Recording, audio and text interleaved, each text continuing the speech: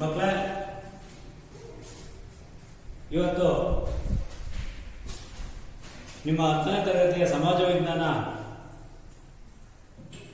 ಪಠ್ಯದಲ್ಲಿ ಇತಿಹಾಸದ ಮೊದಲನೇ ಅಧ್ಯಾಯದ ಬಗ್ಗೆ ಚರ್ಚೆ ಮಾಡ್ತಾ ಹೋಗೋಣ.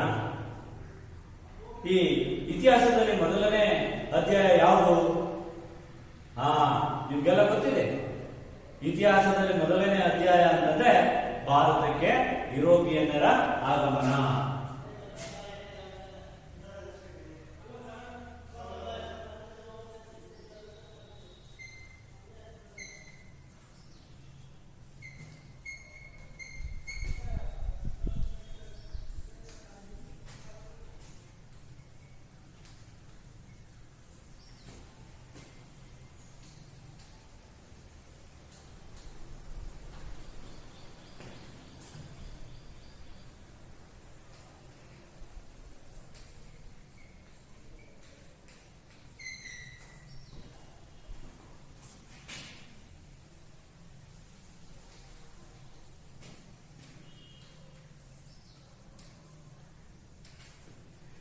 ಈ ಭಾರತಕ್ಕೆ ಯುರೋಪಿಯನ್ನರ ಆಗಮನ. ನಮ್ಮ ಭಾರತಕ್ಕೆ ಪ್ರಾಚೀನ ಕಾಲದಿಂದಲೂ ಕೂಡ ಬಹಳಷ್ಟು ದೇಶಗಳು ಬಂದರು. ಅವರೆಲ್ಲರೂ ವಿವಿಧ ಉದ್ದೇಶಗಳನ್ನು ಇಟ್ಕೊಂಡು ನಮ್ಮ ಭಾರತಕ್ಕೆ ಬಂದರು. ಆ ಉದ್ದೇಶಗಳು ಯಾವ್ಯಾವಪ್ಪ ಅಂತಂದ್ರೆ, ಕೆಲವರು ನಮ್ಮ ಸಾಮ್ರಾಜ್ಯ, ನಮ್ಮ ಭಾರತದ ಮೇಲೆ ಇರುವಂತ ಸಂಪತ್ತನ್ನೆಲ್ಲ ದೋಚ್ಕೊಂಡು ಹೋಗಿ ಬಂದರು. ಇನ್ ಕೆಲವರು ನಮ್ಮ ಭಾರತದಲ್ಲಿನ ವಸ್ತುಗಳ ಮೇಲೆ ಆಸೆ ಪಟ್ಟು ಅವುಗಳ ಜೊತೆ ವ್ಯಾಪಾರ ಮಾಡಕ್ ಬಂದರು. ಇನ್ ಕೆಲವರು ನಮ್ಮ ಭಾರತದಲ್ಲಿರ್ತಕ್ಕಂಥ ಸಿರಿ ಸಂಪತ್ತನ್ನ ಮತ್ತೆ ಗತ ವೈಭವವನ್ನ ಮತ್ತೆ ಇಲ್ಲಿ ಇರ್ತಕ್ಕಂಥ ಸಂಸ್ಕೃತಿಯ ನೆಲೆಯನ್ನು ತಿಳಿಯೋದಕ್ಕೆ ಬಂದರು. ಹಾಗಾಗಿ ಅನೇಕ ಜನ ಬಂದರು. ಹಾಗಾದ್ರೆ ಹಿಂದೆ ನಮ್ಮ ಭಾರತಕ್ಕೆ ಬಂದಂತ ವಿದೇಶಿಯರು ಯಾರ್ಯಾರು ಹೇಳ್ರಿ ನೋಡೋಣ. ನಿಮ್ಗೆಲ್ಲ ಗೊತ್ತಿದೆ. ಹೌದು. ಮೊದಲು ಈ ಅರಬ್ಬರು,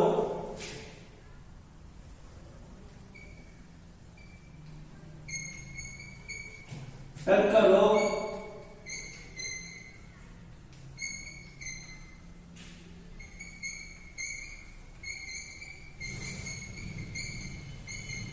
ಹೀಗೆ ವಿವಿಧ ದೇಶದಿಂದ ಬಂದರು. ಇವರೆಲ್ಲರೂ ನಮ್ಮ ಭಾರತಕ್ಕೆ ಯಾವ ಒಂದು ಭೌಗೋಳಿಕ ಲಕ್ಷಣದ ಮುಖಾಂತರ ಬಂದ್ರು ಹೇಳಿ ನೋಡೋಣ. ಹಿಮಾಲಯ ಪರ್ವತದ ಮುಖಾಂತರ ಬಂದ್ರು. ಹಿಮಾಲಯ ಪರ್ವತದ ಕಿರಿದಾದ ಕಂದಕಗಳ ಮುಖಾಂತರ ಅವರೇನ್ ಮಾಡಿದ್ರು, ನಡೆದಾಡ್ಕೊಂಡು ಮುಸುಳಿಕೊಂಡು ಬಂದ್ರು.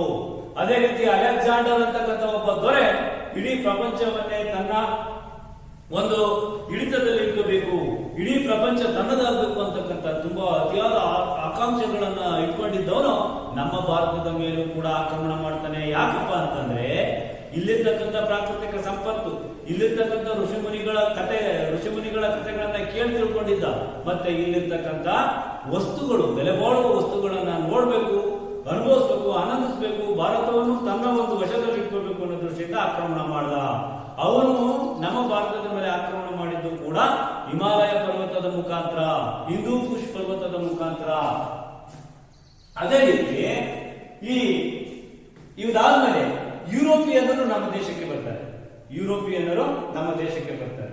ಯಾಕಕ್ಕೋಸ್ಕರ ಬರ್ತಾರಪ್ಪ ಅಂತಂದ್ರೆ, ಹೇಳ್ರಿ ನೋಡೋಣ, ಯಾಕಕ್ಕೆ ಬರ್ತಾರೆ? ವ್ಯಾಪಾರಕ್ಕೋಸ್ಕರ.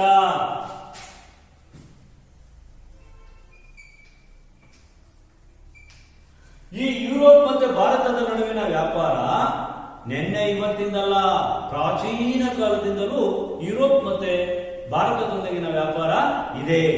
ಈ ಪ್ರಾಚೀನ ಕಾಲದಲ್ಲಿ ಯಾಕೆ ಯುರೋಪ್ ಮತ್ತು ಭಾರತದ ನಡುವೆ ವ್ಯಾಪಾರ ನಡೆಯುತ್ತಿತ್ತು ಅಂತಂದ್ರೆ, ಅಧಿಕದ ಲಾಭದ ಆಸೆಯಿಂದ. ಈ ಅಧಿಕ ಲಾಭ ಯಾವುದರಿಂದ ಬರ್ತಿತ್ತು ನಮ್ಮ ಭಾರತದಲ್ಲಿ ಅಂತಂದ್ರೆ, ನಮ್ಮ ಭಾರತದಲ್ಲಿ ಇರ್ತಕ್ಕಂಥ ಬೆಲೆಬಾಳುವ ಸಂಪನ್ಮೂಲಗಳಿಂದ. ಆ ಬೆಲೆಬಾಳುವ ಸಂಪನ್ಮೂಲಗಳೇ ಸಾಂಬಾರು ಪದಾರ್ಥಗಳು. ಯಾವುವು? ಸಾಂಬಾರು ಪದಾರ್ಥಗಳು.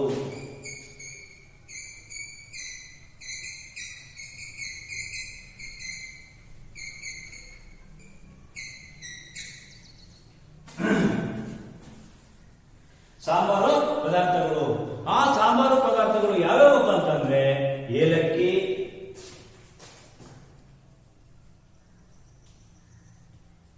ಮೆಣಸು,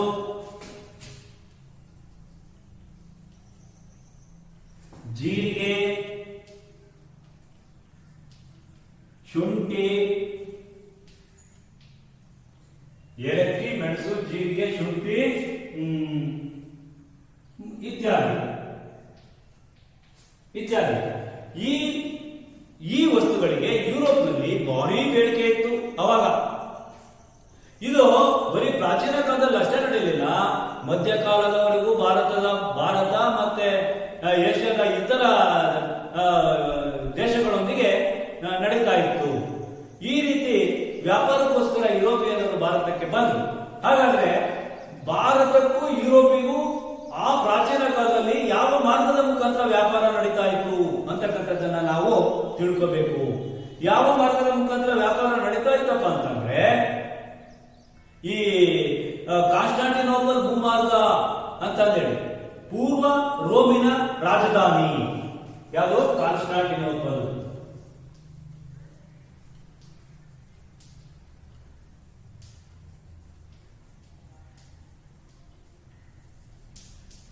ಈ ಕಾನ್ಸ್ಟಾಂಟಿನೋಪಲ್ ನಗರದ ಮುಖಾಂತರ ಭಾರತದಿಂದ ಯುರೋಪಿಗೆ ವ್ಯಾಪಾರದ ಸರಕುಗಳು ಸರಬರಾಜಾಗ್ತಾ ಇದ್ವು.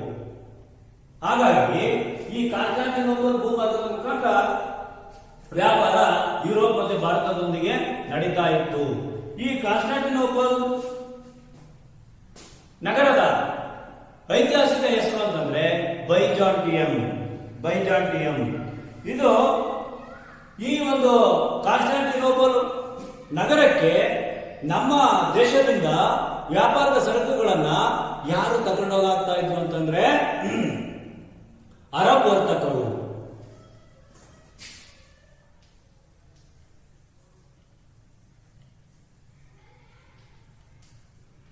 ಈ ಅರಬ್ ವರ್ತಕರು ಪೂರ್ವ ದೇಶಗಳಿಂದ ಮತ್ತೆ ಭಾರತದಿಂದ ಏಷ್ಯನ್ ದೇಶಗಳಿಂದ ವ್ಯಾಪಾರದ ಸರಕುಗಳನ್ನ ತೆಗೆದುಕೊಂಡು ಕಾನ್ಸ್ಟಾಂಟಿನೋಪಲ್ ನಗರಕ್ಕೆ ಹಾಕಿದ್ರೆ ಅವುಗಳನ್ನ ಅಲ್ಲಿಂದ ಕೊಂಡ್ಕೊಂಡು ಅರಬ್ ವರ್ತಕರಿಂದ ಇಟಲಿಯ ವರ್ತಕರು ಅರಬ್ ವರ್ತಕರಿಂದ ಕೊಂಡ್ಕೊಂಡು ಯುರೋಪಿಗೆ ತೆಗೆದುಕೊಂಡು ಹೋಗಿ ಅವುಗಳನ್ನ ಮಾರಾಟ ಮಾಡ್ತಿದ್ರು. ಹೀಗೆ ಎರಡು ಗುಂಪಿನ ವರ್ತಕರು, ಒಬ್ರು ಇಟಲಿ ವರ್ತಕರು, ಇನ್ನೊಬ್ರು ಅರಬ್ ವರ್ತಕರು.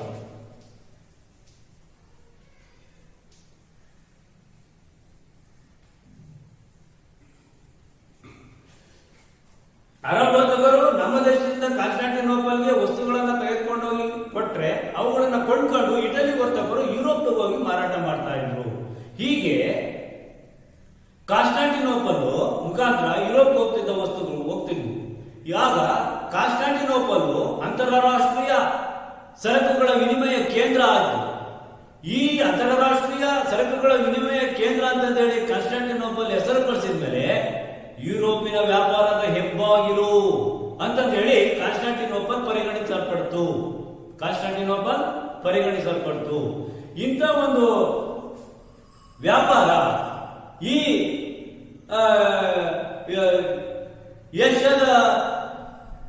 ಏಷ್ಯಾ ಭಾರತದೊಂದಿಗಿನ ವ್ಯಾಪಾರದ ಮೇಲೆ ಅರಬ್ ವರ್ತಕರು ಏಕಸ್ವಾಮ್ಯವನ್ನ ಇಟ್ಕೊಂಡಿದ್ರೆ, ಯುರೋಪಿನ ವ್ಯಾಪಾರದ ಮೇಲೆ ಇಟಲಿಯ ವರ್ತಕರು ಏಕಸ್ವಾಮ್ಯವನ್ನ ಇಟ್ಕೊಂಡಿದ್ರು. ಹೀಗಾಗಿ ವ್ಯಾಪಾರ ನಡೀತಾ ಇತ್ತು. ಈ ರೀತಿ ವ್ಯಾಪಾರ ನಡಿಬೇಕಾದ್ರೆ ಕಾನ್ಸ್ಟಾಂಟಿನೋಪಲ್ ಭೂಮಾರ್ಗದ ಮುಖಾಂತರ ನಡೀತಾ ಇರೋದನ್ನ ಟರ್ಕಿಯ ಜನ ನೋಡಿದ್ರು. ಟರ್ಕಿಯ ಜನ ನೋಡಿ ಕಾನ್ಸ್ಟಾಂಟಿನೋಪಲ್ ಮುಖಾಂತರ ಯುರೋಪ್ ಮತ್ತು ಭಾರತ ಹಾಗೂ ಪೂರ್ವ ದೇಶಗಳೊಂದಿಗಿನ ವ್ಯಾಪಾರ ತುಂಬಾ ಲಾಭದಾಯಕವಾಗಿದೆ, ಈ ಲಾಭವನ್ನ ನಾವೇ ಪಡ್ಕೋಬಾರ್ದು ಅಂತಂದೇಳಿ ಅವರು ಮನಸ್ಸಿನಾಗೆ ಲೆಕ್ಕಾಚಾರ ಆಗ್ತಾ ಇದ್ರು. ಇಂಥ ಸಂದರ್ಭದಲ್ಲಿ ರೋಮ್ನ ಪೂರ್ವ ಭಾಗದಲ್ಲಿ ಏನಾಯ್ತು? ರಾಜಕೀಯ ಅಸ್ಥಿರತೆ ಉಂಟಾಯ್ತು. ರಾಜಕೀಯ ಅಸ್ಥಿರತೆ ಉಂಟಾಗಿ ರೋಮ್ ದುರ್ಬಲ ಆಯ್ತು. ಯಾವಾಗ ರೋಮ್ ದುರ್ಬಲ ಆಗುತ್ತೆ ಆವಾಗ ಟರ್ಕಿಯರು ಏನ್ ಮಾಡ್ತಾರೆ? ಕಾನ್ಸ್ಟಾಂಟಿನೋಪಲ್ ಅನ್ನು ವಶಪಡಿಸಿಕೊಂಡ್ಬಿಡ್ತಾರೆ.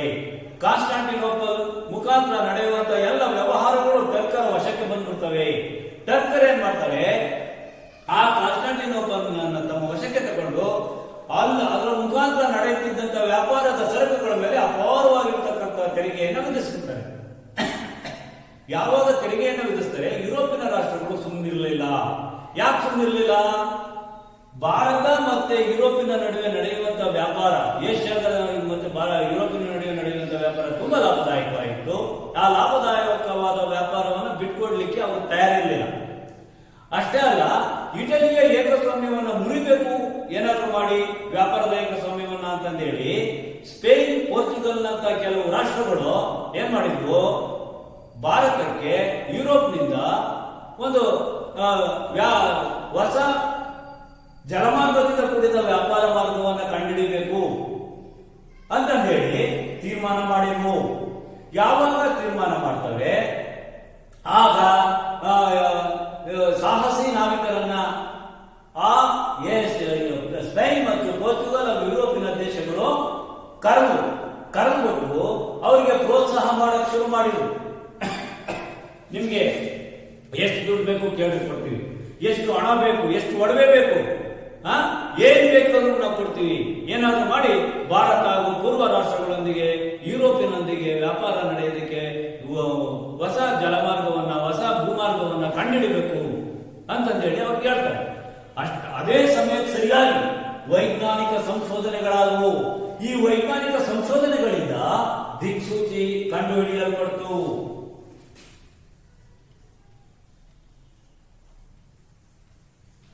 ದಿಕ್ಸೂಚಿ ಕಂಡುಹಿಡಿಯಲ್ಪಟ್ಟರು.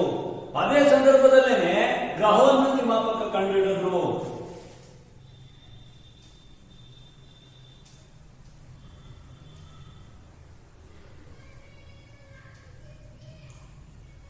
ಇದೇ ಸಂದರ್ಭದಲ್ಲೇನೆ ಸಿಡಿಮದ್ದನ್ನ ಕಂಡುಹಿಡಿದ್ರು.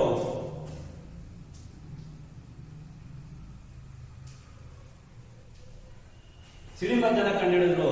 ಹಾಗಾಗ್ಬಿಟ್ಟು ಇವೆಲ್ಲವೂ ಕೂಡ ಈ ಸಾಹಸಿ ನಾವಿಕರಿಗೆ ಹೊಸ ಭೂಖಂಡಗಳ ಅನ್ವೇಷಣೆಗೆ ಅನುಕೂಲ ಕಲ್ಪಿಸಿಕೊಟ್ವು. ಇಂತಹ ಸಂದರ್ಭದಲ್ಲೇ ಕಾನ್ಸ್ಟಾಂಟಿನೋಪಲ್ ನಗರದ ಸಂದರ್ಭದಲ್ಲೇ ಕಾನ್ಸ್ಟಾಂಟಿನೋಪಲ್ ಭೂಮಾರ್ಗ ಅಂತಕ್ಕಂಥದ್ದನ್ನ ಟರ್ಕರು ವಶಪಡಿಸಿಕೊಂಡ್ರು ಕೂಡ ಭಾರತಕ್ಕೆ ಹೊಸ ಜಲಮಾರ್ಗವನ್ನು ಕಂಡುಹಿಡಿಯಲಿಕ್ಕೆ ನಾವಿಕರು ಒಪ್ಕೊಂಡು ಏನ್ ಮಾಡಿದ್ರು, ಒಬ್ಬೊಬ್ಬ ನಾವಿಕ ಒಂದೊಂದು ಕಡೆಗೆ ಪ್ರಯಾಣ ಬೆಳೆಸ್ದ. ಅದುವರೆಗೂ ದಿಕ್ಸೂಚಿ ಇರಲಿಲ್ಲ. ದಿಕ್ಸೂಚಿ ಕಂಡುಹಿಡಿದ್ರಿಂದ ಹಡಗನ್ನ ಸುಲಭವಾಗಿ ತಮ್ಗೆ ಇಷ್ಟ ಬಂದ ಕಡೆ ನಡೆಸೋದಕ್ಕೆ ಅನುಕೂಲ ಆಯ್ತು ಅವರಿಗೆ. ಆಗ ಅವರೇನ್ ಮಾಡ್ತಾರೆ, ಈ ಪೋರ್ಚುಗಲ್ನಿಂದ ಬಾರ್ತೋಮಿಯ ಡಯಾಜ್ ಅಲ್ಲ, ಪೋರ್ಚುಗೀಸರ ವಾಸ್ಕೋಡಿಗಾಮ, ಕೊಲಂಬಸ್, ಬಾರ್ತೋಮಿಯ ಡಯಾಜ್ ಇವರೆಲ್ಲರೂ ಕೂಡ ಸಾಹಸ ನಾವಿಕರು. ಇವರೆಲ್ಲರೂ ಒಂದೊಂದು ದಿಕ್ಕಿಗೆ ಹೋದ್ರು.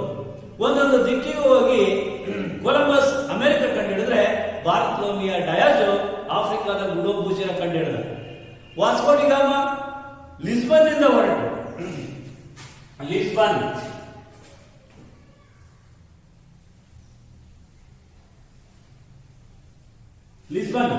ಈ ಲಿಸ್ಬನ್ ಇದೆಯಲ್ಲ, ಇದು ಪೋರ್ಚುಗಲ್ನ ಒಂದು ನಗರ. ಈ ಲಿಸ್ಬನ್ ನಗರದಿಂದ ಹೊರಟು ಆಫ್ರಿಕಾವನ್ನ ಸುತ್ತಾಕೊಂಡು ಅರಬ್ಬಿ ಸಮುದ್ರದ ಮುಖಾಂತರ ಏನ್ ಮಾಡ್ತಾನೆ, ನಮ್ಮ ದೇಶದ ಕೇರಳದ ಕಲ್ಲಿಕೋಟೆ ಹತ್ರ ಇರ್ತಕ್ಕಂಥ ಕಾಪಡ್ ಪ್ರದೇಶಕ್ಕೆ 1498ರಲ್ಲಿ ಬರ್ತಾನೆ.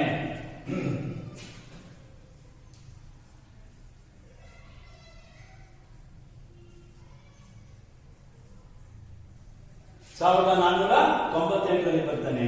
1498ರಲ್ಲಿ ಬಂದು ಬರೋದ್ರ ಮುಖಾಂತರ ನಮ್ಮ ಭಾರತಕ್ಕೆ ಕೇರಳದ ಕಲ್ಲಿಕೋಟೆಗೆ ಕಾಪಟ್ ಪ್ರದೇಶಕ್ಕೆ ಬರೋದ್ರ ಮುಖಾಂತರ ಹೊಸ ಜಲಮಾರ್ಗವನ್ನು ಕಂಡುಹಿಡಿಯುವಲ್ಲಿ ಯಶಸ್ವಿಯಾದ. ಈ ಹೊಸ ಜಲಮಾರ್ಗವನ್ನು ಕಂಡುಹಿಡಿದಂತ ಕೀರ್ತಿ ಮೊತ್ತ ಮೊದಲಿಗೆ ಪೋರ್ಚುಗಲ್ ದೇಶಕ್ಕೆ ಸಲ್ಲುತ್ತೆ. ಇಂಥ ಒಂದು ಸಾಹಸವನ್ನ ಮಾಡಿದಂತ ವಾಸ್ಕೋಡಿಗಾಮ ನಮ್ಮ ಭಾರತಕ್ಕೆ ಬಂದು ಹೊಸ ಜಲಮಾರ್ಗವನ್ನು ಕಂಡುಹಿಡಿದು ಪುನಃ ಯಾಕೆ ಪೋರ್ಚುಗಲ್ಗೆ ಹೋಗ್ತಾನೆ. ನಂತರ ವಾಸ್ಕೋಡಿಗಾಮನ ಸಾಹಸಿ ಕೆಲಸದಿಂದ ಪ್ರೇರಣೆಗೊಂಡಂತ ಯುರೋಪಿನ ಇತರ ರಾಷ್ಟ್ರಗಳು ಏನ್ ಮಾಡ್ತವೆ, ನಮ್ಮ ದೇಶಕ್ಕೆ ವ್ಯಾಪಾರಕ್ಕೋಸ್ಕರ ಬರ್ತವೆ. ಪೋರ್ಚುಗೀಸರಾದ್ಮೇಲೆ ಡಚ್ಚರು,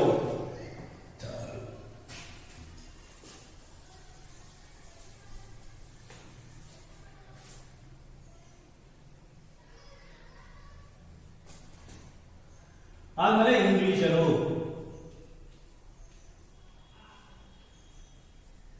ಆಮೇಲೆ ಫ್ರೆಂಚರು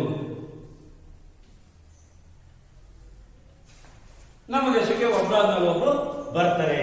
ಹಾಗಾಗಿ ಪೋರ್ಚುಗೀಸರಲ್ಲಿ ಮೊದಲಿಗೆ ನಮ್ಮ ದೇಶಕ್ಕೆ ಬಂದವರು ವಾಸ್ಕೋಡಿಗಾಮನ ನಂತರ ಬಂದವರು ಅಂತಂದ್ರೆ ಆಲ್ಫಾನ್ಸೋ ಡಿ ಫ್ರಾನ್ಸಿಸ್ಕೋ ಅಲ್ಮೆಡಾ. ಹೀಗಾಗಿ ನಮ್ಮ ಭಾರತಕ್ಕೆ ಬಂದಂತ ಮೊದಲ ಯುರೋಪಿಯನ್ನರು, ನಮ್ಮ ಭಾರತದಿಂದ ಹೋದಂತ ಕೊನೆಯ ಯುರೋಪಿಯನ್ನರು ಈ ಪೋರ್ಚುಗೀಸರೇ ಆಗಿದ್ದಾರೆ. ಇವರು ವಾಸ್ಕೋಡಿಗಾಮನ ನಂತರ ನಮ್ಮ ಭಾರತಕ್ಕೆ ಬಂದಂತ ಎರಡನೇ ಪೋರ್ಚುಗೀಸರ ವೈಸ್ರಾಯ್ ಯಾರಪ್ಪ ಅಂತಂದ್ರೆ ಫ್ರಾನ್ಸಿಸ್ಕೋ ಅಲ್ಮೆಡಾ.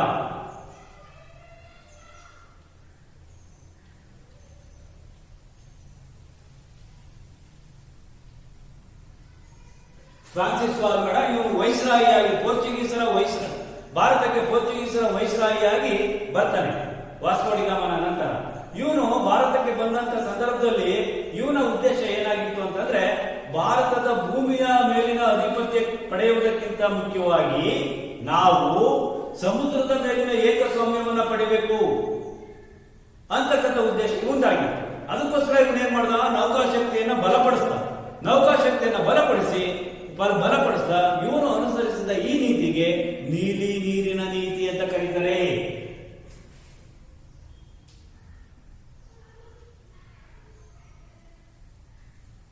ಇವನು ಅನುಸರಿಸಿದ ಈ ನೀತಿಗೆ ನೀಲಿ ನೀರಿನ ನೀತಿ ಅಂತ ಕರೀತಾರೆ.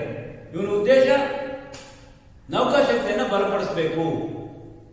ನೌಕಾಶಕ್ತಿಯನ್ನ ಬಲಪಡಿಸಿದ್ರೆ ಇಲ್ಲಿ ನಾವು ಭಾರತದಲ್ಲಿ ರಾಜಕೀಯ ಸಾಮ್ರಾಜ್ಯವನ್ನು ಸ್ಥಾಪಿಸಿಕೊಂಡು ವ್ಯಾಪಾರವನ್ನು ಮಾಡಬಹುದು ಅಂತಂದೇಳಿ.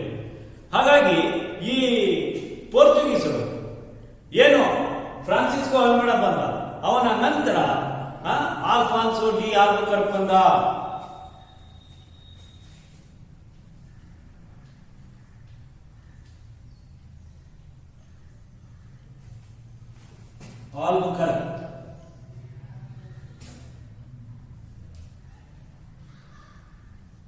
ಆಲ್ಫಾನ್ಸೋ ಡಿ ಆಲ್ಬುಕರ್ಕ್ ಬರ್ತಾನೆ. ಈ ಆಲ್ಫಾನ್ಸೋ ಡಿ ಆಲ್ಬುಕರ್ಕ್ 1510ರಲ್ಲಿ ಬಿಜಾಪುರದ ಸುಲ್ತಾನನಿಂದ ಗೋವಾವನ್ನ ಗೆದ್ಕೊಂತಾನೆ. ಗೋವಾ ಎಲ್ಲಿದೆ ಅಂತಂದ್ರೆ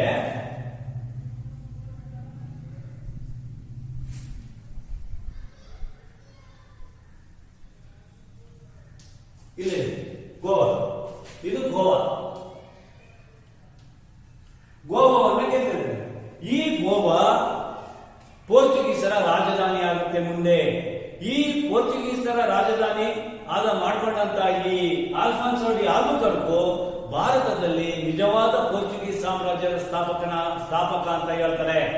ನಿಜವಾದ ಪೋರ್ಚುಗೀಸ್ ಸಾಮ್ರಾಜ್ಯದ ಸ್ಥಾಪಕ ನಮ್ಮ ಭಾರತದಲ್ಲಿ. ಹಾಗಾಗ್ಬಿಟ್ಟು ಆಲ್ಫಾನ್ಸೋ ಡಿ ಆಲ್ಬುಕರ್ಕ್ 1510ರಲ್ಲಿ ಬಿಜಾಪುರದ ಸುಲ್ತಾನನಿಂದ ಗೋವಾವನ್ನು ವಶಪಡಿಸಿಕೊಂಡು ಕೊನೆಯವರೆಗೂ ಗೋವಾವೇ ಪೋರ್ಚುಗೀಸರ ಸಾಮ್ರಾಜ್ಯದ ರಾಜಧಾನಿ ಆಗಿತ್ತು. ಅಷ್ಟೇ ಅಲ್ಲ, 1 ಶತಮಾನದ ಕಾಲ ಪೋರ್ಚುಗೀಸರು ನಮ್ಮ ಭಾರತದಲ್ಲಿ ಇಂಥ ಒಂದು ವ್ಯಾಪಾರವನ್ನ ನಡೆಸಿದ್ರು. ಹಾಗಾಗಿ ಇವರು ನಂತರ ಡಚ್ಚರು ಬರ್ತಾರೆ. ಯಾವಾಗ 1602ರಲ್ಲಿ.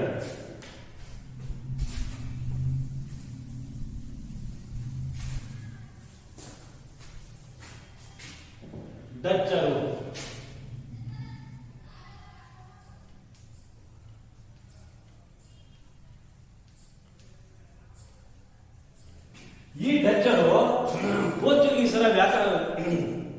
ಪೋರ್ಚುಗೀಸರ ವ್ಯಾಪಾರದ ಏಕಸ್ವಾಮ್ಯವನ್ನು ಮುರಿಯುವಲ್ಲಿ ಯಶಸ್ವಿಯಾಗಿ ಈ ಡಚ್ಚರು ನೆದರ್ಲೆಂಡ್ನಿಂದ ಬಂದು 1602ರಲ್ಲಿ ನಮ್ಮ ಭಾರತದಲ್ಲಿ ಯುನೈಟೆಡ್ ಈಸ್ಟ್ ಇಂಡಿಯಾ ಕಂಪನಿ ಅಂತಂದೇಳಿ ಸ್ಥಾಪನೆ ಮಾಡ್ಕೊಂತಾರೆ. United East India company.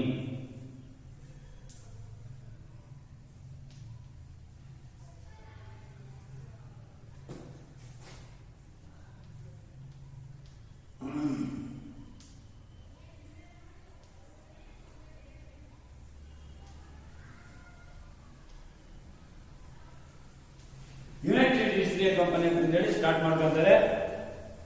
Start ಮಾಡ್ಕೊಂಡು 1600ರಲ್ಲಿ ವ್ಯಾಪಾರವನ್ನ ಸ್ಟಾರ್ಟ್ ಮಾಡ್ತಾರೆ. ವ್ಯಾಪಾರನ ಇವರು ಭಾರತದಲ್ಲಿ ಮಾತ್ರ ಮಾಡಲಿಲ್ಲ, ಭಾರತನೂ ಸೇರಿ ಏಷ್ಯಾದ ಸಾಂಬಾರು ದ್ವೀಪಗಳಾಗಿರ್ತಕ್ಕಂಥ ಇಂಡೋನೇಷಿಯಾ, ಜಾವಾ, ಸುಮಾತ್ರಾ ಮುಂತಾದ ದ್ವೀಪಗಳಲ್ಲೂ ಕೂಡ ಇವರು ವ್ಯಾಪಾರವನ್ನ ಮಾಡ್ತಾರೆ. ಮುಂತಾದ ದ್ವೀಪಗಳಲ್ಲೂ ಕೂಡ ವ್ಯಾಪಾರ ಮಾಡಿ ನಮ್ಮ ಭಾರತದಲ್ಲಿ ಎಲ್ಲೆಲ್ಲಿ ವ್ಯಾಪಾರವನ್ನ ಇವರು ಸ್ಟಾರ್ಟ್ ಮಾಡ್ತಾರೆ ಅನ್ನೋದನ್ನ ನೋಡೋಣ.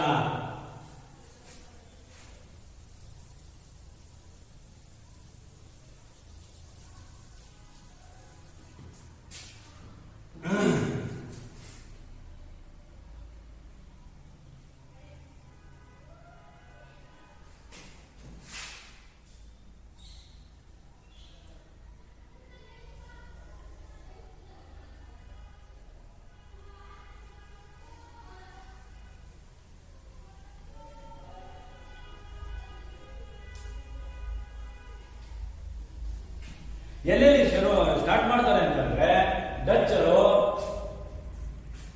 ಸೂರತ್ ಅಂತಂದ್ರೆ ನೋಡ್ರಿ ಇಲ್ಲಿ ಗುಜರಾತ್ ಅಲ್ಲಿ ಬರುತ್ತೆ. ಅದೇ ರೀತಿ ಬ್ರೋಚ್, ಕ್ಯಾಂಬ್ರೆ, ಕೊಚ್ಚಿನ್. ಬ್ರೋಚ್ ಅಂತಂದ್ರೆ ಇಲ್ಲಿ ಕೇರಳದಲ್ಲಿ ಬರುತ್ತೆ ಬ್ರೋಚ್. ಕೊಚ್ಚಿನ್ ಇದು ಕೂಡ ಕೇರಳದಲ್ಲಿ ಇಲ್ಲೇ ಬರುತ್ತೆ ಕೊಚ್ಚಿನ್. ನಾಗಪಟ್ಟಣ ಇಲ್ಲಿ ತಮಿಳುನಾಡಲ್ಲಿ ಬರುತ್ತೆ.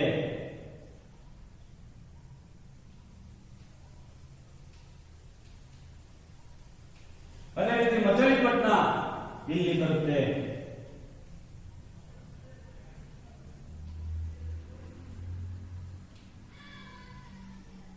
ಮಚಲಿಪಟ್ಟಣ. ಅದೇ ರೀತಿ ಇಂಥ ಮುಂತಾದ ಪ್ರದೇಶಗಳಲ್ಲಿ ಭಾರತದಲ್ಲಿ ಇವರು ವ್ಯಾಪಾರವನ್ನ ಡಚ್ಚರು ಸ್ಟಾರ್ಟ್ ಮಾಡ್ತಾರೆ. ಆದ್ರೆ ಈ ಡಚ್ಚರು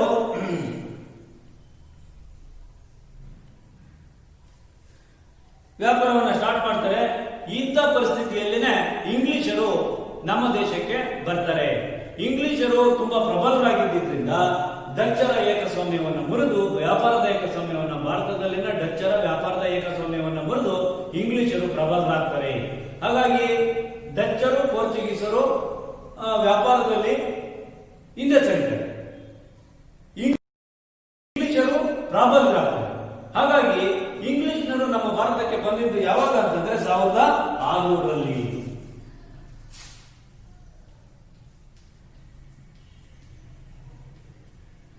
ಇಂಗ್ಲಿಷರು 1600 ಡಿಸೆಂಬರ್ 31. ಈ ಇಂಗ್ಲಿಷ್ನರು ನಮ್ಮ ಭಾರತದೊಂದಿಗೆ ವ್ಯಾಪಾರ ಮಾಡಲಿಕ್ಕೆ ಇಂಗ್ಲೆಂಡಿನ ರಾಣಿ ಎಲಿಜಬೆತ್ ಅಂತಕ್ಕಂಥವಳು 1600 ಡಿಸೆಂಬರ್ 31ರಂದು ಅವರಿಗೆ ಸುಮಾರು 15 ವರ್ಷಗಳಿಗೆ ಸಂಬಂಧಪಟ್ಟಂತೆ ವ್ಯಾಪಾರಕ್ಕೆ ಪರವಾನಗಿಯನ್ನ ನೀಡ್ತಾಳೆ. ಇದೇ ಸಂದರ್ಭದಲ್ಲಿ ಬ್ರಿಟಿಷ್ನರು ನಮ್ಮ ಭಾರತಕ್ಕೆ ಬಂದು ಏನ್ ಮಾಡ್ತಾರೆ, 1613ರಲ್ಲಿ ಔಪಚಾರಿಕವಾಗಿ ಭಾರತದೊಂದಿಗೆ ತಮ್ಮ ವ್ಯಾಪಾರವನ್ನ ಪ್ರಾರಂಭ ಮಾಡ್ತಾರೆ. ಆಮೇಲೆ ಜಹಾಂಗೀರ್ ಮೊಘಲ್ ಸಾಮ್ರಾಟ ಜಹಾಂಗೀರ್ ಈ ಇಂಗ್ಲಿಷ್ನರಿಗೆ ಭಾರತದಲ್ಲಿ ವ್ಯಾಪಾರ ಮಾಡಲಿಕ್ಕೆ ಮೊತ್ತ ಮೊದಲ ಬಾರಿಗೆ ಸೂರತ್ನಲ್ಲಿ ಅವಕಾಶ ಕಲ್ಪಿಸಿಕೊಡ್ತಾನೆ.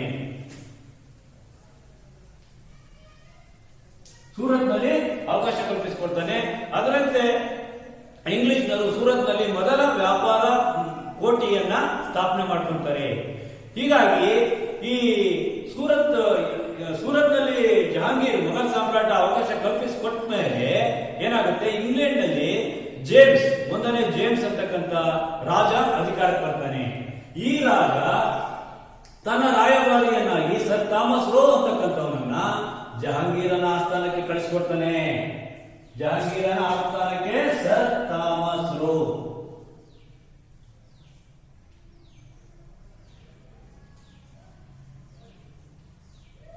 ಎಂಬಾತನನ್ನ ಕಳಿಸಿಕೊಡ್ತಾನೆ. ಈ ಸರ್ ಥಾಮಸ್ ರೋ ಜಹಾಂಗೀರನ ಆಸ್ಥಾನಕ್ಕೆ ಬಂದು ಭಾರತದಲ್ಲಿ ವ್ಯಾಪಾರ ಮಾಡಲಿಕ್ಕೆ ಜಹಾಂಗೀರನಿಂದ ಅನುಮತಿ ಪಡ್ಕೊಂಡು ಮೊಘಲ್ ಸಾಮ್ರಾಜ್ಯದ ಹಲವೆಡೆಗಳಲ್ಲಿ ವ್ಯಾಪಾರ ಮಾಡಲಿಕ್ಕೆ ಶುರು ಮಾಡ್ತಾನೆ. ಹಾಗಾದ್ರೆ ಈ ಸದ್ದಾಂ ಹಸ್ರು ಎಲ್ಲೆಲ್ಲಿ ಭಾರತದಲ್ಲಿ ವ್ಯಾಪಾರ ಮಾಡಲಿಕ್ಕೆ ಶುರು ಮಾಡ್ತಾನೆ ಅಂತಂದ್ರೆ ಆಗ್ರಾ, ಇದು ದೆಹಲಿಯಿಂದ ಕೆಳಗೆ ಇಲ್ಲಿ ಆಗ್ರಾ, ಅಹಮದಾಬಾದ್, ಇಲ್ಲೇ ಅಹಮದಾಬಾದ್,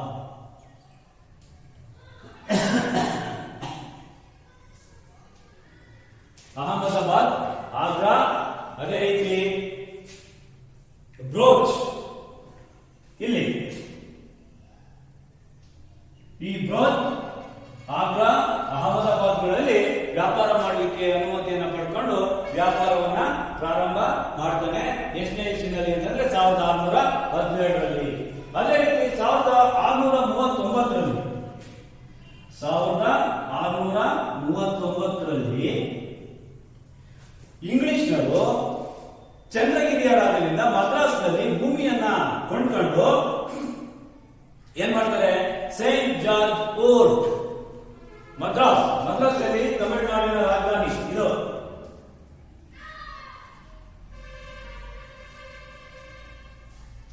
ಮದ್ರಾಸ್ನಲ್ಲಿ ಸೇಂಟ್ ಜಾರ್ಜ್ ಫೋರ್ಟ್ ಅಂತಕ್ಕಂಥ ಕೋಟೆಯನ್ನ ಕಟ್ತಾರೆ.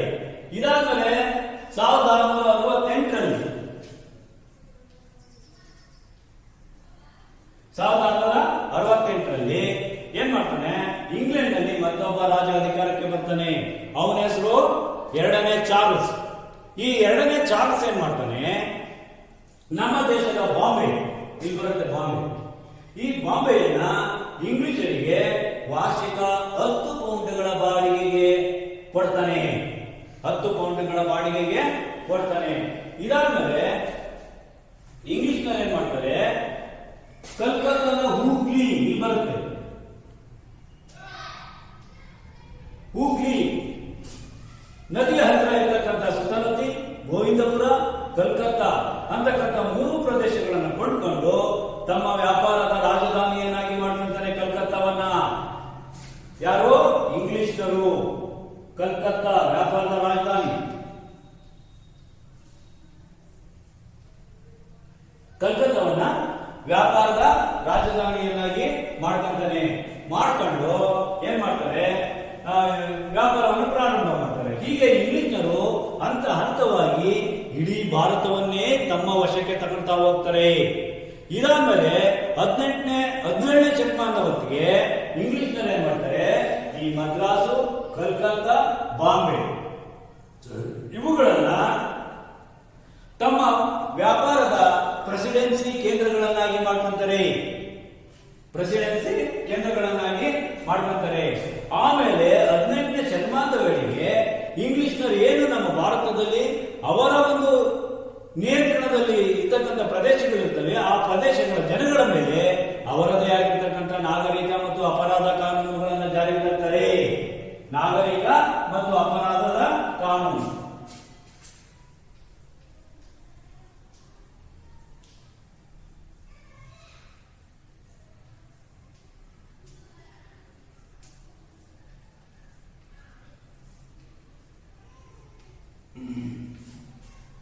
ನಾಗರಿಕ ಮತ್ತು ಅಪರಾಧ ಕಾನೂನನ್ನ ಜಾರಿಗೆ ತರ್ತಾರೆ. ಹೀಗೆ ಇಂಗ್ಲಿಷ್ನರು ಏನ್ ಮಾಡ್ತಾರೆ, ಹಂತ ಹಂತವಾಗಿ ತಮ್ಮ ಒಂದು ಪ್ರಾಬಲ್ಯತೆಯನ್ನ ಪಡ್ಕೊಂತ ಬರ್ತಾರೆ. ಇದಾದ್ಮೇಲೆ ನಮ್ಮ ಭಾರತಕ್ಕೆ ಇಷ್ಟೊತ್ತಿಗೆ ಫ್ರೆಂಚರು ಆಗಮಿಸ್ತಾರೆ. ನಮ್ಮ ಭಾರತಕ್ಕೆ ಇಷ್ಟೊತ್ತಿಗೆ ಫ್ರೆಂಚರು ಆಗಮಿಸ್ತಾರೆ.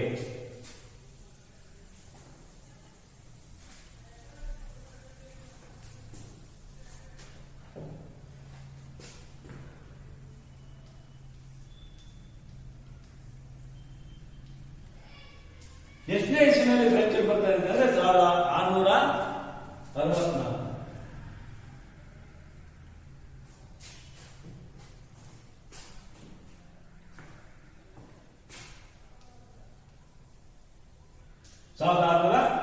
ರಲ್ಲಿ 1664ರಲ್ಲಿ ಫ್ರೆಂಚರು ನಮ್ಮ ಭಾರತಕ್ಕೆ ಬರ್ತಾರೆ. ಬಂದ್ಬಿಟ್ಟು 1668ರಲ್ಲಿ ನಮ್ಮ ಭಾರತದ ರಾಜರಿಂದ ಅನುಮತಿಯನ್ನು ಪಡ್ಕೊಂಡು ಮೊದಲ ವ್ಯಾಪಾರ ವ್ಯಾಪಾರದ ಮಳಿಗೆಯನ್ನ ಸೂರತ್ನಲ್ಲಿ ಸ್ಟಾರ್ಟ್ ಮಾಡ್ತಾರೆ. ಸೂರತ್ ನೋಡಿ ಇಲ್ಲಿ ಬರುತ್ತೆ, ಸೂರತ್ನಲ್ಲಿ ಸ್ಟಾರ್ಟ್ ಮಾಡ್ತಾರೆ. ಮೊದಲ ವ್ಯಾಪಾರದ ಮಳಿಗೆಯನ್ನ ಕಟ್ಟಿಕೊಂಡು 1664 ಬಂದ್ರು. 68ರಲ್ಲಿ ತಮ್ಮ ವ್ಯಾಪಾರವನ್ನ ಸ್ಟಾರ್ಟ್ ಮಾಡ್ತಾರೆ. ಇಷ್ಟೊತ್ತಿಗೆ ಅವರು ನಮ್ಮ ಭಾರತದಲ್ಲಿ ಈ ಸೂರತ್ ನಂತರ ಎಲ್ಲೆಲ್ಲಿ ತಮ್ಮ ಒಂದು ವ್ಯಾಪಾರ ಪಟ್ಟಿಗಳನ್ನು ಸ್ಥಾಪನೆ ಮಾಡ್ಕೊಂಡ್ರಪ್ಪ ಅಂತಂದ್ರೆ ಮಚಲಿಪಟ್ನ, ಚಂದ್ರನಗರ,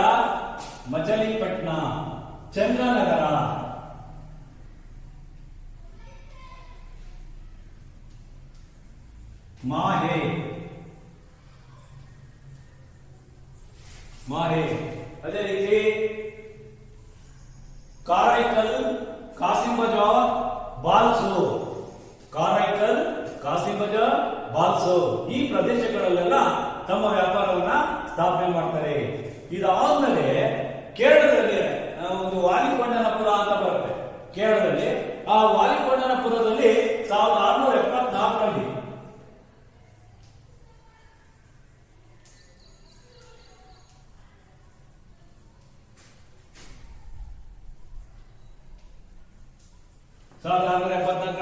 ವಾಲಿಕೊಂಡನಪುರದಲ್ಲಿ ಒಬ್ಬ ಮುಸ್ಲಿಂ ಅಧಿಕಾರಿ ಇರ್ತಾನೆ. ಆ ಮುಸ್ಲಿಂ ಅಧಿಕಾರಿಯಿಂದ ಭೂಮಿಯನ್ನು ಪಡ್ಕೊಂಡು ಏನ್ ಮಾಡ್ತಾರೆ, ಅತಿ ದೊಡ್ಡ ವ್ಯಾಪಾರ ಕೇಂದ್ರವನ್ನಾಗಿ ಅಭಿವೃದ್ಧಿ ಪಡಿಸ್ತಾರೆ. ಅದೇ ಪುದುಚೇರಿ. ಅದಕ್ಕೆ ಪುದುಚೇರಿ ಅಂತ ನಾಮಕರಣ ಮಾಡ್ತಾರೆ. ಪುದುಚೇರಿಯೇ ಇವತ್ತಿನ ಕೇರಳದ ಪ್ರಮುಖ ರಾಜಧಾನಿ ಆಗಿದೆ. ಅದನ್ನ ಪಾಂಡಿಚೇರಿ ಅಂತಾನೂ ಕರೀತಾರೆ. ಇಂಥ ಪಾಂಡಿಚೇರಿಯ ಗವರ್ನರ್ ಜನರಲ್ ಆಗಿ ಫ್ರೆಂಚರ ಡೂಪ್ಲೆ ಭಾರತಕ್ಕೆ ಬರ್ತಾನೆ. 1740ರಲ್ಲಿ.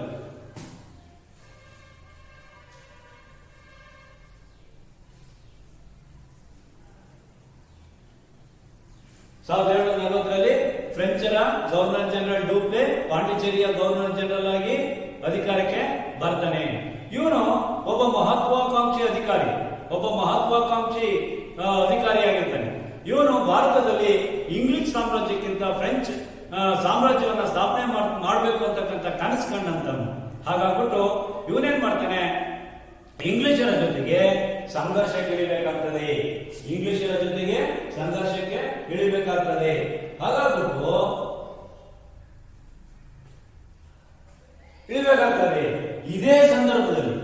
ಇದೇ ಸಂದರ್ಭದಲ್ಲಿ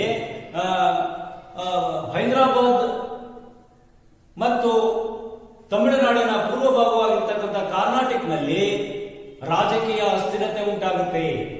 ನಮ್ಮ ದೇಶೀಯ ರಾಜರುಗಳಲ್ಲೇನೆ ಸಿಂಹಾಸನಕ್ಕೋಸ್ಕರ ಕಲಹ ಕಚ್ಚಾಟಗಳು ಪ್ರಾರಂಭ ಆಗ್ತವೆ. ಇಂತಹ ಕಲಹ ಕಚ್ಚಾಟದ ಸಂದರ್ಭದಲ್ಲಿ ಈ ಇಂಗ್ಲಿಷ್ನರು ಮತ್ತೆ ಫ್ರೆಂಚರು ಇಬ್ರು ಸೇರ್ಕೊಂಡು ರಾಜಕೀಯ ಅಸ್ಥಿರತೆಯ ಲಾಭ ಪಡಿಬೇಕು ಅಂತಂದೇಳಿ ಪ್ರಯತ್ನ ಮಾಡ್ತಾರೆ. ಈ ರೀತಿ ಪ್ರಯತ್ನ ಮಾಡುವಂತ ಸಂದರ್ಭದಲ್ಲಿ ಸಂಘರ್ಷಗಳು ಉಂಟಾಗ್ತವೆ. ಆ ಸಂಘರ್ಷಗಳೇ ಕರ್ನಾಟಕ ಯುದ್ಧಗಳಿಗೆ ಕಾರಣ ಆಗ್ತವೆ.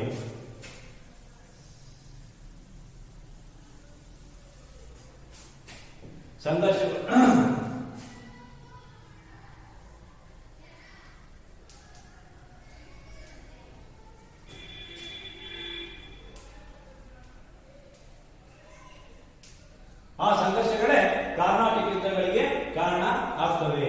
ಆ ಕರ್ನಾಟಕ ಯುದ್ಧಗಳು ಅಂತಂದ್ರೆ ಸುಮಾರು 3 ಕರ್ನಾಟಕ ಯುದ್ಧಗಳು ನಡೀತವೆ. ಈ ಕರ್ನಾಟಕ ಯುದ್ಧಗಳು ಯಾಕೆ ನಡೀತಾವಪ್ಪ ನಮ್ಮಲ್ಲಿ ಅಂತಂದ್ರೆ, ಮುಖ್ಯವಾಗಿ ನಮ್ಮಲ್ಲಿ ಏನೇ ಕಾರಣಗಳಿರಲಿ, ಈ ಬ್ರಿಟಿಷರಿಗೂ ಫ್ರೆಂಚರಿಗೂ ಯುರೋಪ್ನಲ್ಲಿ ಆಸ್ಟ್ರಿಯಾದ ಉತ್ತರಾಧಿಕಾರಕ್ಕೋಸ್ಕರ ಸಪ್ತವಾರ್ಷಿಕ ಯುದ್ಧಗಳು ನಡೀತವೆ. ಅಲ್ಲಿ ಯಾವಾಗ ಯುದ್ಧ ಸ್ಟಾರ್ಟ್ ಆಗ್ತವೆ, ನಮ್ಮ ಭಾರತದಲ್ಲೂ ಆ ಯುದ್ಧಗಳು ಕನ್ವರ್ಟ್ ಆಗ್ತಾ ಹೋಗ್ತವೆ. ಅಂತ ಒಂದು ಕರ್ನಾಟಕ ಯುದ್ಧಗಳು, ಮೊದಲನೇ ಕರ್ನಾಟಕ ಯುದ್ಧ ನಡೆದಿದ್ದು ಎಷ್ಟನೇ ಇಸ್ವಿಯಪ್ಪ ಅಂತಂದ್ರೆ 1746ರಿಂದ 48. 1746ರಿಂದ 48 ಮೊದಲನೇ ಕರ್ನಾಟಕ ಯುದ್ಧ.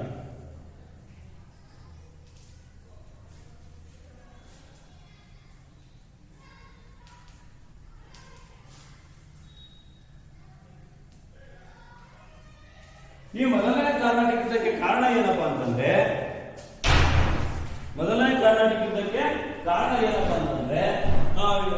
ಈ ಡೂಪ್ಲೆ ತುಂಬಾ ಮಹತ್ವಾಕಾಂಕ್ಷಿ ವ್ಯಕ್ತಿ.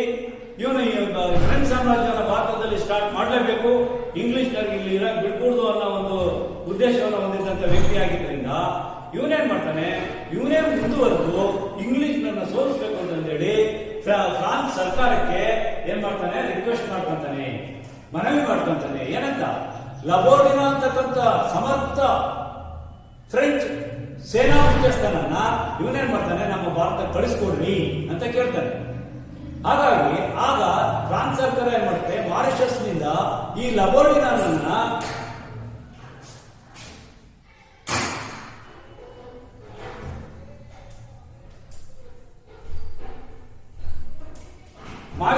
ನಮ್ಮ ಭಾರತ ಕಳಿಸ್ಕೊಟ್ಟಂತ ಮೇಲೆ ನಮ್ಮ ಭಾರತಕ್ಕೆ ಬಂದಂತ ಲಬೋರ್ಡಿನ ಏನ್ ಮಾಡ್ತಾನೆ, ಇಂಗ್ಲಿಷ್ನ ಮೇಲೆ ದಾಳಿ ಮಾಡಿ ಮದ್ರಾಸನ್ನ ವಶಪಡಿಸಿಕೊಳ್ಳುವಲ್ಲಿ ಯಶಸ್ವಿ ಆಗ್ತಾನೆ. ಅಂತ ಸಂದರ್ಭದಲ್ಲಿ ಇಂಗ್ಲಿಷ್ನರು ಏನ್ ಕುಟಿಲೋಪಾಯ ಮಾಡ್ತಾರೆ ಅಂತಂದ್ರೆ, ಇಂಗ್ಲಿಷ್ನರು ಯಾವಾಗ ಲಬೋರ್ಡಿನಾಗೆ ಸೋತು ಮದ್ರಾಸು ಫ್ರೆಂಚರ ವಶ ಆಗುತ್ತೆ, ಆವಾಗ ಅವರೊಂದು ಕುಟಿಲೋಪಾಯವನ್ನ ಮಾಡಿ ನಮ್ಮ ಕರ್ನಾಟಕ ನವಾಬ ಅಮರುದ್ದೀನ್ ಹತ್ರ ಬರ್ತಾರೆ. ಅನ್ವರುದ್ದೀನ್,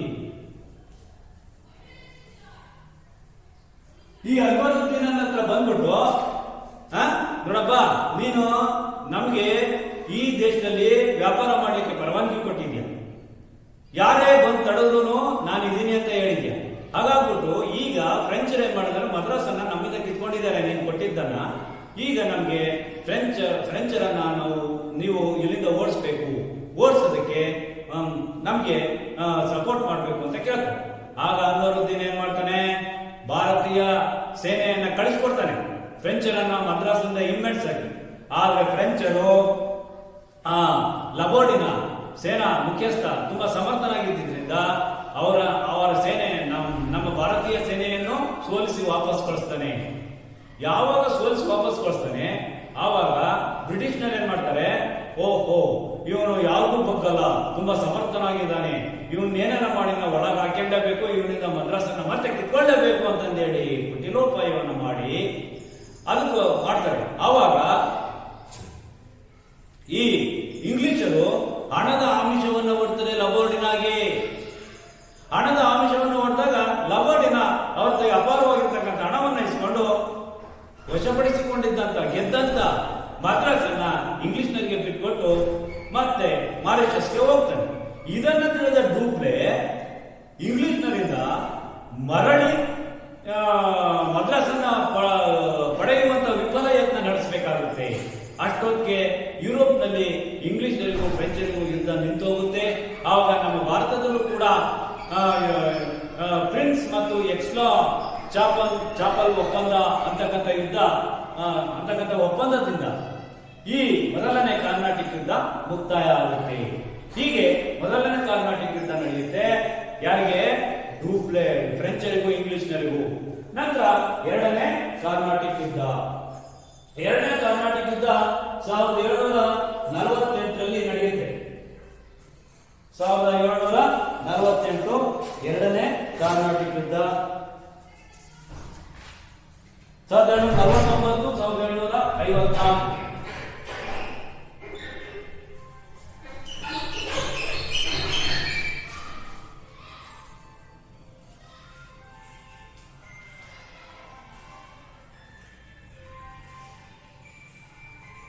1749ರಿಂದ 1754ವರೆಗೂ ಎರಡನೇ ಕರ್ನಾಟಕ ಯುದ್ಧ ನಡೆಯುತ್ತದೆ. ಇಂಥ ಸಂದರ್ಭದಲ್ಲಿ ಎರಡನೇ ಕರ್ನಾಟಕ ಯುದ್ಧ ನಡೆಯುವಂತಹ ಸಂದರ್ಭದಲ್ಲಿ ಕೆಲವೊಂದು ಘಟನೆಗಳು ನಡೀತವೆ. ಏನು? ಈಗ ಹೈದರಾಬಾದ್ನಲ್ಲಿ ಅಸಫ್ ಜಾ ಅಧಿಕಾರದಲ್ಲಿ ಇರ್ತಾನೆ. ಈ ಹೈದರಾಬಾದ್ನಲ್ಲಿ ಅಸಫ್ ಜಾ ಏನು ಅಧಿಕಾರದಲ್ಲಿ ಇರ್ತಾನೆ, ಅವನು ಏನಾಗ್ತಾನೆ, 1748ರಲ್ಲಿ ನಿಧನನಾಗ್ತಾನೆ. 1748ರಲ್ಲಿ ನಿಧನ. ಆಗ ಈ ಅಸಫ್ ಜಾನ ಹೈದರಾಬಾದ್ ಸಂಸ್ಥಾನದ ಸಿಂಹಾಸನಕ್ಕೆ ಬರೋದಕ್ಕೋಸ್ಕರ ಇಬ್ಬರಲ್ಲಿ ಪೈಪೋಟಿ ಪ್ರಾರಂಭ ಆಗುತ್ತೆ, ಕಲಹ ಉಂಟಾಗುತ್ತೆ. ಅವ್ರು ಯಾರು ಜನ ಮಗ, ಅಸಫ್ ಜನ ಮಗಳ ಮಗ. ಆ ಅಸಫ್ ಜನ ಮಗ ಯಾರಪ್ಪ ಅಂದ್ರೆ ನಾಸಿರ್ ಜಂಗು. ಅಸಫ್ ಜನ ಮಗಳ ಮಗ ಯಾರಪ್ಪ ಅಂದ್ರೆ ಮುಜಫರ್ ಜಂಗು.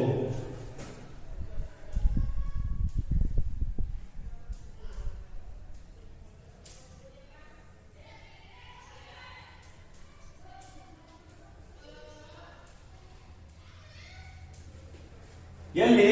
ಹೈದರಾಬಾದ್ ನಲ್ಲಿ. ಈ ಹೈದರಾಬಾದ್ ನಲ್ಲಿ ಉಂಟಾಗುತ್ತೆ. ಈ ಹೈದರಾಬಾದ್ ಆದ್ಮೇಲೆ ಇಲ್ಲಿ ಯಾವುದರಲ್ಲಿ ಕರ್ನಾಟಕದಲ್ಲೂ ಸಹ ಇದೇ ರೀತಿಯ ಪೈಪೋಟಿ ಮತ್ತೆ ಕಲಹ ಉಂಟಾಗ್ತವೆ ಸಿಂಹಾಸನಕ್ಕೋಸ್ಕರ. ಕರ್ನಾಟಕ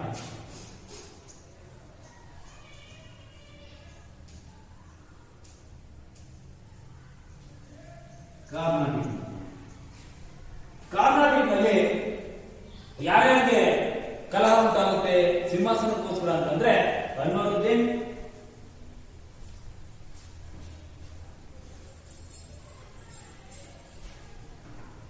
ಮತ್ತೆ ಚಂದಾ ಸಾಹೇಬ್.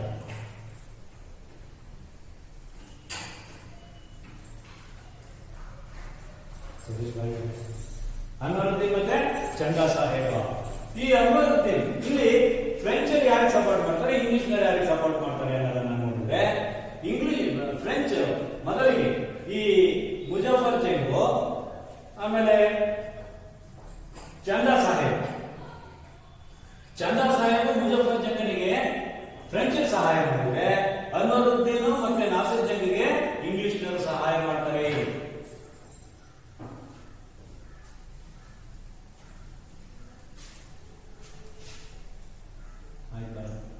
ಇಂಗ್ಲಿಷರು ಸಹಾಯ ಮಾಡ್ತಾರೆ. ಇಂಥ ಸಂದರ್ಭದಲ್ಲಿ, ಈ ರೀತಿ ಸಹಾಯ ಮಾಡುವಂತ ಸಂದರ್ಭದಲ್ಲಿ ಈ ಫ್ರೆಂಚ್ ಏನ್ ಮಾಡ್ತಾರೆ, ಮುಂದುವರೆದು ಇಂಗ್ಲಿಷ್ನವ್ರನ್ನ ಏನನ್ನ ಮಾಡಿ ತುಳಿದಾಕ್ಬೇಕು ಅನ್ನೋ ದೃಷ್ಟಿಯಿಂದ ಈ ಚಂದಾ ಸಾಹೇಬು, ಮುಜಫರ್ ಜಂಗು, ಫ್ರೆಂಚರು 3 ಜನ ಸೇರ್ಕೊಂಡು ಏನ್ ಮಾಡ್ತಾರೆ, ಅಂಗೂರ್ ಕದನದಲ್ಲಿ ಈ ಅನ್ವರುದ್ದೀನ್ ಕೊಲೆ ಮಾಡ್ಬಿಡ್ತಾರೆ. ಅವಾಗ ಇಂಗ್ಲಿಷ್ನವ್ರು ಏನು ಮಾಡಲಿಲ್ಲ, ಅವ್ರ ಕೈಲಿ ಏನೂ ಆಗಲಿಲ್ಲ. ಇಲ್ಲಿ ಫ್ರೆಂಚರೇ ಮೇಲುಗೈ ಸಾಧಿಸಿದ್ರು. ಅದೇ ರೀತಿ ಪುನಃ ಯಾವಾಗ ಅನ್ವರುದ್ದೀನ್ ಕೊಲೆ ಮಾಡಿದ್ರು, ಅನ್ವರುದ್ದೀನ್ ಮಗನನ್ನ ತಿರುಚನಾಪಳ್ಳಿಯಲ್ಲಿ ಏನ್ ಮಾಡ್ತಾರೆ, ಅಲ್ಲಿನ ಒಂದು ಪ್ರಾಂತ್ಯಕ್ಕೆ ನೇಮಕ ಮಾಡುವಲ್ಲಿ ಯಶಸ್ವಿ ಆಗ್ತಾರೆ. ಅಷ್ಟೇ ಅವ್ರ ಕೈಲಾಗಿದ್ದು. ನೆಕ್ಸ್ಟ್ ಇನ್ನೊಂದ್ಸಲ ಏನಾಗುತ್ತೆ, ಮುಜಫರ್ ಜಂಗು, ಚಂದಾ ಸಾಹೇಬು, ಫ್ರೆಂಚರು ಸೇರ್ಕೊಂಡು ಏನ್ ಮಾಡ್ತಾರೆ, ಈ ನಾಸಿರ್ ಜಂಗನ್ನ ಕೊಲೆ ಮಾಡ್ತಾರೆ. ನಾಸಿರ್ ಜಂಗನ್ನ ಸೆರೆ ಹಿಡಿದು ಕೊಲೆ ಮಾಡ್ತಾರೆ. ಯಾವಾಗ ಕೊಲೆ ಮಾಡ್ತಾರೆ,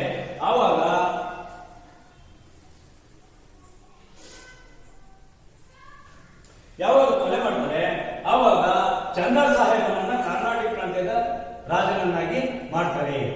ಇಂತಹ ಸಂದರ್ಭದಲ್ಲಿ ಏನಾಗ್ತದೆ, ಚಂದಾ ಸಾಹೇಬನನ್ನ ಕರ್ನಾಟಕದ ನವಾಬನನ್ನಾಗಿ ಮಾಡ್ತಾರೆ. ಅದೇ ರೀತಿ ಮುಜಫರ್ ಜಂಗನ್ನ ಹೈದರಾಬಾದಿನ ನಿಜಾಮನನ್ನಾಗಿ ಮಾಡ್ತಾರೆ. ಆದರೆ ಇಂಗ್ಲಿಷ್ನರು ಈ ಸಂದರ್ಭದಲ್ಲಿ ಕುಟಿಲೋಪಾಯವನ್ನ ಮಾಡಿ ಮುಜಫರ್ ಜಂಗನ್ನ ಕೆಲವೇ ದಿನಗಳ ನಂತರ ಕೊಲೆ ಮಾಡಿಬಿಡ್ತಾರೆ. ಆವಾಗ ಫ್ರೆಂಚರ್ ಸುಮ್ಮನೆ ಇರೋದಿಲ್ಲ, ಪುನಃ ತಕ್ಷಣವೇ ಎಚ್ಚೆತ್ಕೊಂಡ್ಬಿಟ್ಟು ಅವ್ರೇನ್ ಮಾಡ್ತಾರೆ, ಅಸಫ್ ಜಾನ ಮತ್ತೊಬ್ಬ ಮಗ ಸಲಬತ್ ಜಂಗ್ ಅಂತ ಇರ್ತಾನೆ.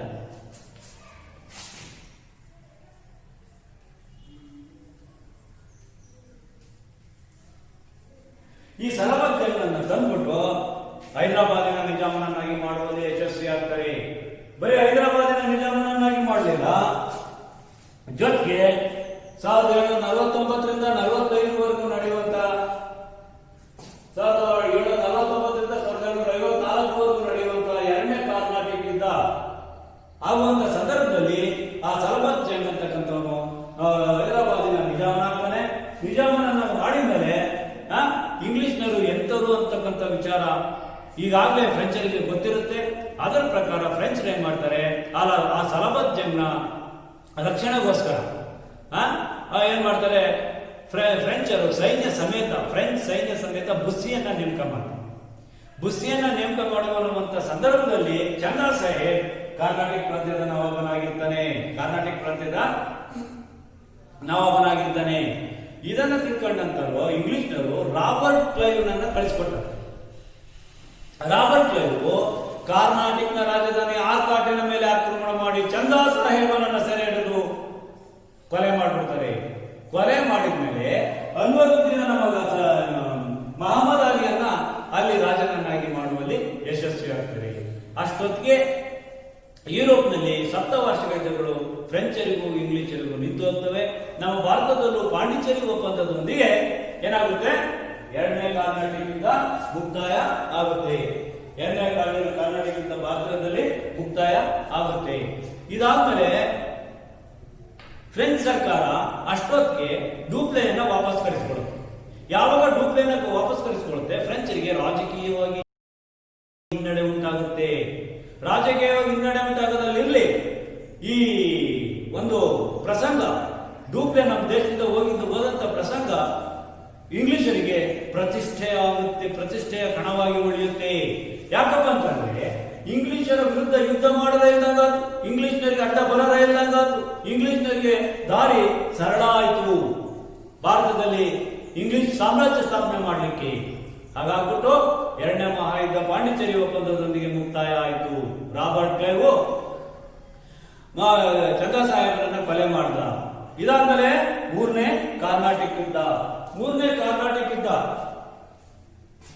ಯಾವಾಗ ನಡೆಯುತ್ತೆ ಅಂತಂದ್ರೆ 1756ರಿಂದ 1763. 1756ರಿಂದ 1763 ಇದು ಮೂರನೇ ಕಾರ್ನಾಟಿಕ್ ಯುದ್ಧ.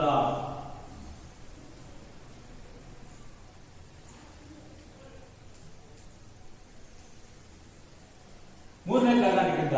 ಈ ಮೂರನೇ ಕಾರ್ನಾಟಿಕ್ ಯುದ್ಧಕ್ಕೂ ಅಷ್ಟೇನೆ, ಡೂಪ್ಲೆನೆ ಹೋದ್ಮೇಲೆ ಇಂಗ್ಲಿಷರ ಪ್ರಾಬಲ್ಯನೇ ಕುಸಿದೋಯ್ತು. ಇಂಗ್ಲಿಷ್ನಲ್ಲಿ ಡೂಪ್ಲೆನೆ ಹೋದ್ಮೇಲೆ ಫ್ರೆಂಚರ ಪ್ರಾಬಲ್ಯ ಕುಸಿದೋಯ್ತು, ಇಂಗ್ಲಿಷರದಲ್ಲ. ಫ್ರೆಂಚರ ಪ್ರಾಬಲ್ಯ ಕುಸಿದೋಯ್ತು, ಫ್ರೆಂಚರಿಗೆ ಶಕ್ತಿನೇ ಇಲ್ದಂಗಾಯ್ತು. ಆದ್ರೂ ಕೂಡ ಫ್ರೆಂಚರ ಗವರ್ನರ್ ಜನರಲ್ ಕೌಂಟ್ ಡಿ ಲಾಲಿ ವಾಂಡಿವಾಶ್ ಮೇಲೆ ಆಕ್ರಮಣ ಮಾಡ್ತಾರೆ. ಯಾವಾಗ 1760ರಲ್ಲಿ 1760ರಲ್ಲಿ ವಾಂಡಿವಾಶ್ ಕೋಟೆ ಮೇಲೆ ಮುತ್ತಿಗೆ ಮಾಡ್ತಾನೆ.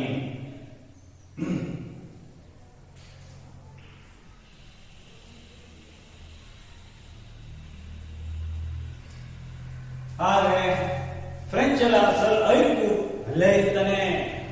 ಅವನು ಕೂಡ ಅವನಿಗೆ ಸರಿಯಾಗಿರ್ತಕ್ಕಂಥ ಒಂದು ಪೈಪೋಟಿಯನ್ನೇ ಕೊಡ್ತಾನೆ. ಹಾಗಾಗಿ ಕೌಂಟಿ ಲಾಲಿ sir Eyre Coote English governor general ಸೇನಾ ಮುಖ್ಯಸ್ಥ, ಕೌಂಟಿ ಲಾಲಿ ಫ್ರೆಂಚ್ ಕಡೆಯವರು. ಇವರಿಬ್ಬರಿಗೂ ಯುದ್ಧ ಆಗಿ ಕೊನೆಗೆ ಇಂಗ್ಲಿಷ್ನರು ಫ್ರೆಂಚರನ್ನ ಸಂಪೂರ್ಣವಾಗಿ ಸೋಲಿಸುವಲ್ಲಿ ಯಶಸ್ವಿಯಾಗ್ತಾರೆ. ಸೋಲಿಸಿ ಯಶಸ್ವಿ ಆದ್ಮೇಲೆ ಈ ಇಂಗ್ಲಿಷ್ನರ ಸರ್ ಐರ್ಕೂಟು ಈ ಬುಸ್ಸಿ ಮತ್ತೆ ಕೌಂಟ್ ಡಿ ಲಾಲಿ ಇವರಿಬ್ಬರನ್ನು ಯುದ್ಧದಲ್ಲಿ ಸೆರೆ ಹಿಡಿತಾರೆ. ಅವಾಗ ಬುಸ್ಸಿ ಕೌಂಟ್ ಡಿ ಲಾಲಿ ಇಬ್ರು ಕೂಡ ಬೇಷರತ್ತಾಗಿ ಇಂಗ್ಲಿಷ್ನರಿಗೆ ಶರಣಾಗ್ತಾರೆ. ಇದರೊಂದಿಗೆ ವಾಂಡಿವಾಶ್ ಕದನದೊಂದಿಗೆ ಮೂರನೇ ಕಾರ್ನಾಟಿಕ್ ಯುದ್ಧನೂ ಕೂಡ ಮುಕ್ತಾಯ ಆಗುತ್ತೆ. ಮೂರನೇ ಕಾರ್ನಾಟಿಕ್ ಯುದ್ಧ ಮುಗಿದ್ರೂ ಕೂಡ ಪಾಂಡಿಚೇರಿಯನ್ನ ಬ್ರಿಟಿಷ್ನರು ಫ್ರೆಂಚರಿಗೆ ಬಿಟ್ಕೊಡ್ತಾರೆ.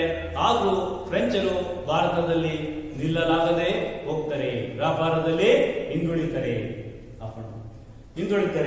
ಹೀಗೆ ಕಾರ್ನಾಟಿಕ್ ಯುದ್ಧಗಳು ಮುಗಿತವೆ. ಇದಾದ್ಮೇಲೆ ಇಂಗ್ಲಿಷರು ಈ ವೇಳೆಗೆ ಇಡೀ ದಕ್ಷಿಣ ಭಾರತದ ಮೇಲೆ ತಮ್ಮ ನಿಯಂತ್ರಣವನ್ನು ಸಾಧಿಸುವಲ್ಲಿ ಯಶಸ್ವಿಯಾಗ್ತಾರೆ. ಇಡೀ ದಕ್ಷಿಣ ಭಾರತ ಅವರ ಕೈಯಲ್ಲಿ ಉಳ್ಕೊಳ್ಳುತ್ತೆ. ಮಕ್ಕಳೇ, ಇದುವರೆಗೂ ಭಾರತಕ್ಕೆ ಯಾರ್ಯಾರು ಬರ್ತಾರೆ, ಯಾರು ಭಾರತದಲ್ಲಿ ಯಶಸ್ವಿಯಾಗಿ ಎಲ್ಲ ಸಂಘಟನೆಗಳೊಂದಿಗೆ ಹೋರಾಟ ಮಾಡಿ ಉಳ್ಕೊಂತಾರೆ ಅಂತಕ್ಕಂಥದ್ದನ್ನ ಕೇಳಿದಿರಾ? ಈಗ ಮನೆಯ ಪಾಠ ಅಥವಾ ಗೃಹ ಪಾಠವನ್ನ ತಗೊಳ್ತೀರಾ? ತಗೊಳ್ಳಿ. ಬರ್ಕಂಡು ಒಂದೇನು, ಫ್ರೆಂಚರಿಗೂ ಇಂಗ್ಲಿಷರಿಗೂ ನಡೆದ ಯುದ್ಧಗಳನ್ನ ಹೆಸರಿಸಿ. ಫ್ರೆಂಚರಿಗೂ ಇಂಗ್ಲಿಷರಿಗೂ ನಡೆದ ಯುದ್ಧಗಳನ್ನ ಹೆಸರಿಸಿ. ಎರಡನೇ ಕ್ವಶನ್, ಭಾರತಕ್ಕೆ ಬಂದ ಯುರೋಪಿಯನ್ನರುಗಳು ಯಾರ್ಯಾರು? ಭಾರತಕ್ಕೆ ಬಂದ ಅಥವಾ ಭಾರತಕ್ಕೆ ಯಾವ ಯಾವ ಯುರೋಪಿಯನ್ನರುಗಳು ಬಂದರು?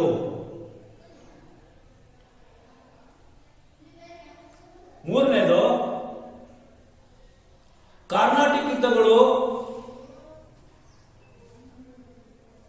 ನಡೆಯಲು ಕಾರಣಗಳೇನು? ಈ ಮೂರು ಕ್ವಶನ್ಗೂ ನಾಳೆ ಹೋಮ್ವರ್ಕ್ ಮಾಡ್ಕೊಂಬರ್ರಿ. ನಾನು ಅದನ್ನೆಲ್ಲ ಕರೆಕ್ಷನ್ ಮಾಡ್ತೀನಿ. ಸರಿ ಯಾವುದು ತಪ್ಪು ಯಾವುದು ಅನ್ನೋದನ್ನ ನಿಮ್ಗೆ ಹೇಳ್ತೀನಿ. ಆಯ್ತು ಮಕ್ಕಳೇ, ಇವತ್ತಿನ ಪಾಠ ಇಲ್ಲಿ ಮುಗೀತು.